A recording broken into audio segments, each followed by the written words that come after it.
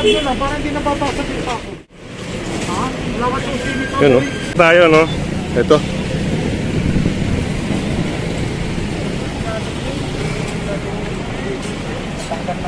Sige, sige. Wala ka may pasok. Ito kailangan ito yung dapat i-correct no. Kasi nasakop na nila yung daraanan ng tao.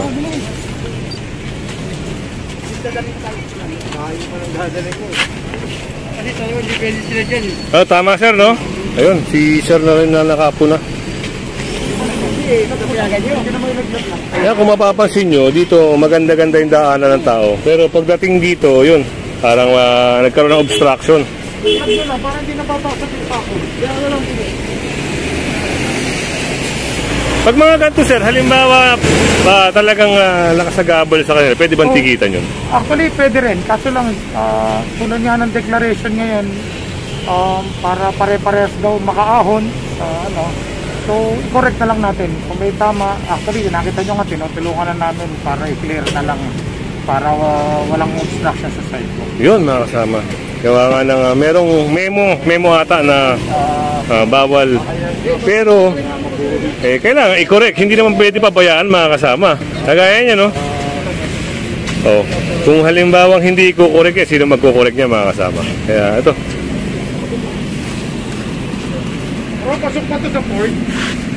Ito, pasok pa to sa port. Yung po, ay Subaru. Subaru yan. So yun, nawala na, tanggal na rin yung obstruction. Pero kaya hangin daw, meron ito. Bulka na yun. Hangin? Wala pa. Wala pa na. Nakasuli na dyan. Buhatin nyo kaya, titingin tangkal. So yun. Yan, baka marami na ng dengue dyan, no? Naka-stagnant yung tubig.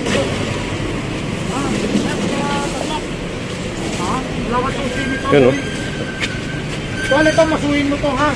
At tanggalin ka na lang po yan. May masok ka ba?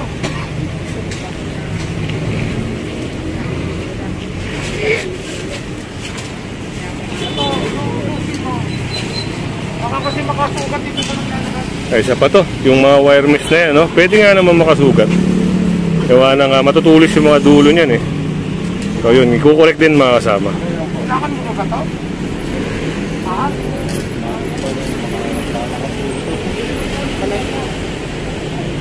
Gamit ka ba ito?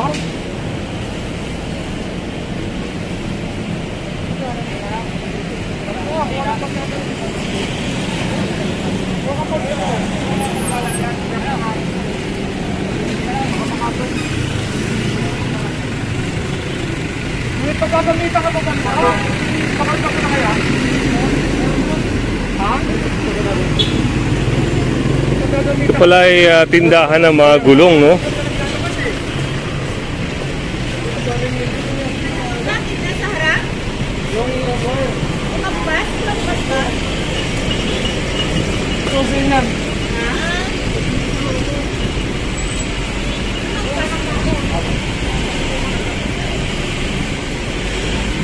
So, pero ito kung ang bubusisiin, no, yung marunong tumingin, no, ito ay palagay natin bawal. Alam nyo bakit?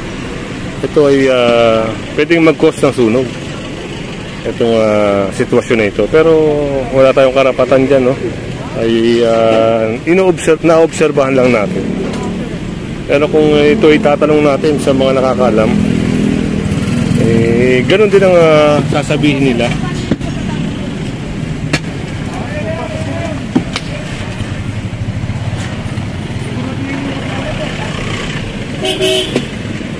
Ito mo, nasa akot na ng buo na ito. Dito lang din ang pwede. Good, try na ito ba? Ito, i-correct na ito. Sir, saan kayo nalagay, sir?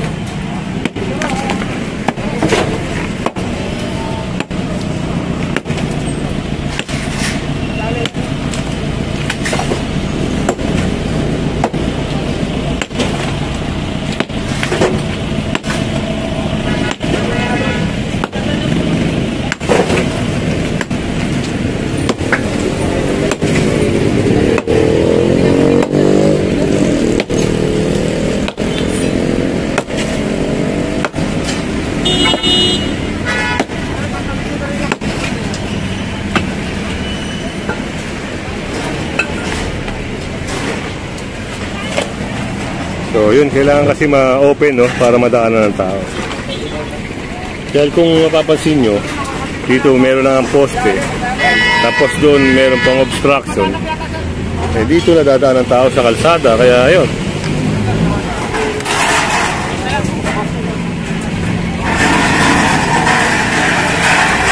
At ayan, sa mga nakakalam, no, hindi pa nakakalam, no, nandito tayo sa Mayon Street sa lungsod ng Quezon City.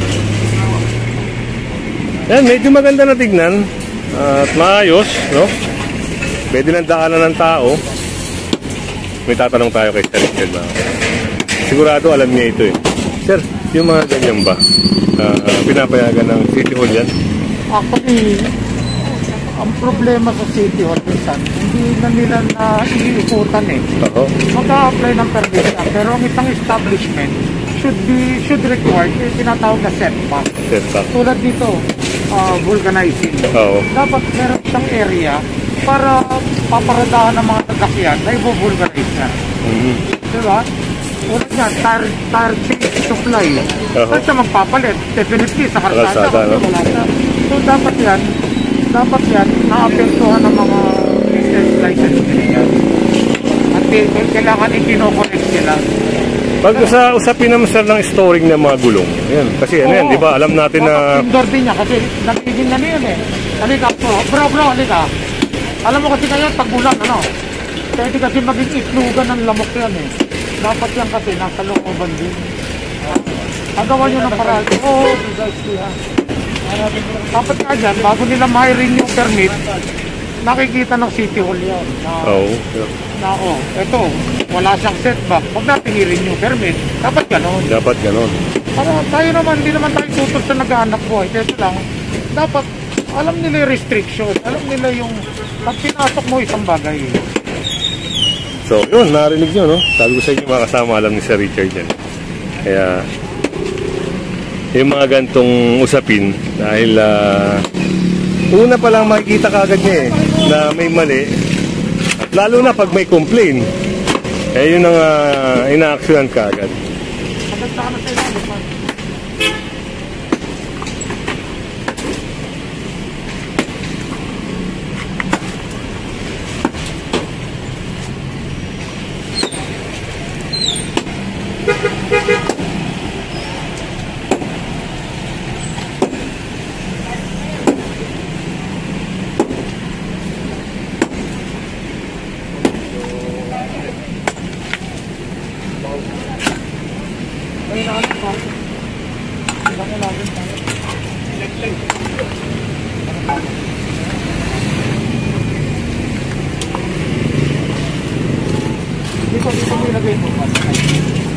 So yan, at aalisin na lang, no? I-set aside na lang.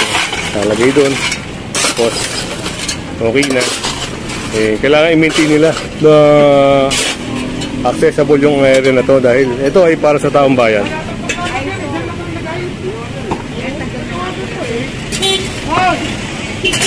Hoy! Karga na namin ito. Wala na yata kayo sa lalagyan. Nataka ko na magpapagod.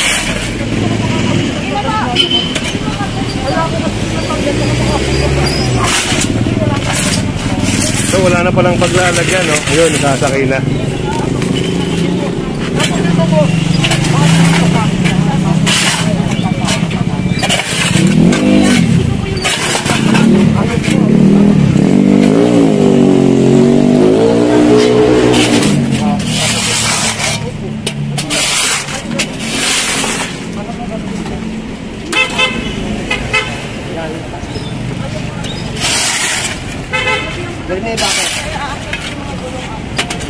At ito, kailangan nila tanggalin, no? Halimbawa, pag umalis tayo stove, kailangan nilang alisin yan, no? Alisin at linisin, siyempre. Dami, no? Hindi na nagano yung tubig. Eh, sigurado yung loob-loob nyo ito, marami rin tubig. Ito yung lagyan ng ino. Dito ko kakaroon ito. Pang fire supply lahat. May yun. Yun.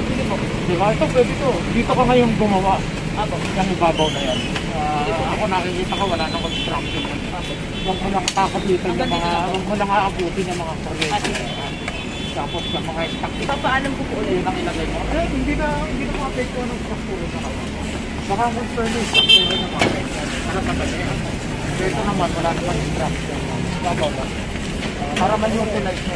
Setback to eh. Pero yung setback dapat yung ilalim. Di ba ba? Wala problema.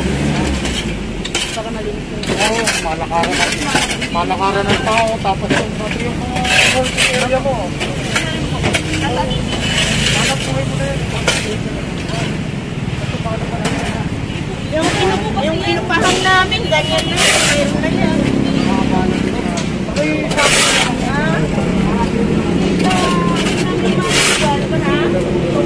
Ha?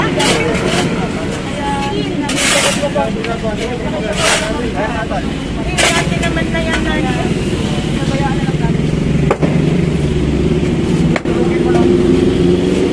O yun, at medyo maganda ka na tingnan. Ngayon, kung hindi ka pa nakasubscribe, no, pasubscribe na lang si Kuya Goods at pahit na rin ang bell para lagi kang update ating mga video.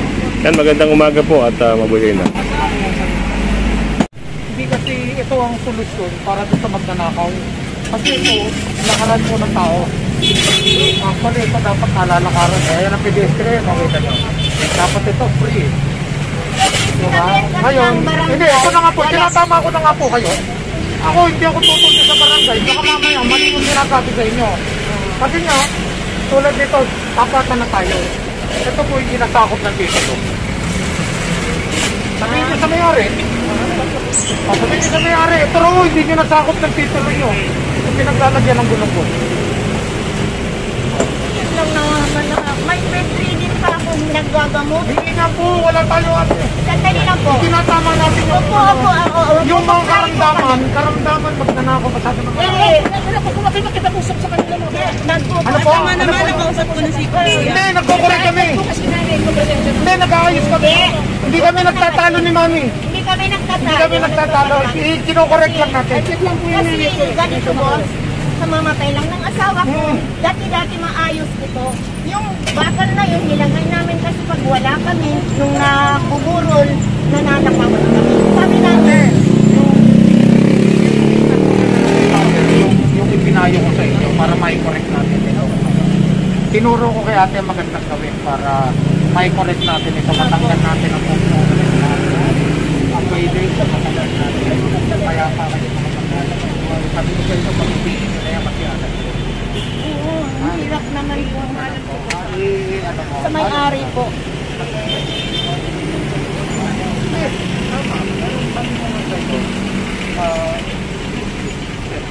Bikat lang, sasara ko lang sa kamay ko nga. Hindi na pag-aari. Ngayon sabi ko sa iyo, pwede na naman i-utilize lang. Ako lang, walang mag-stop. Okay yan. Kung lahat nasa tao.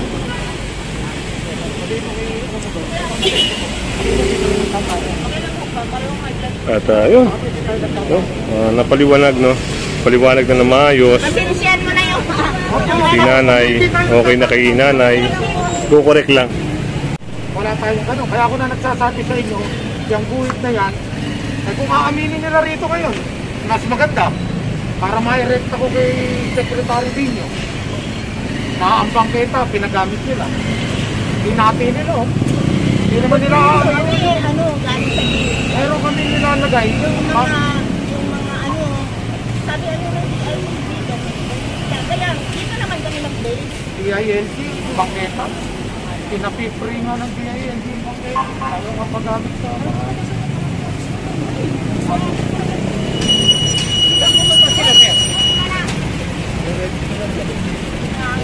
Standby na tayo dito eh. Babalik daw sila.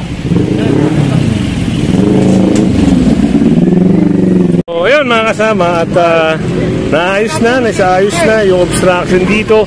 Napaliwanagan na sila ma'am. Nabigay na rin ni sir yung dapat nilang gawin para nga dito. Para sa susunod hindi na sila maabala. Yan. Kinorek ang dapat i-correct. Kaya tara.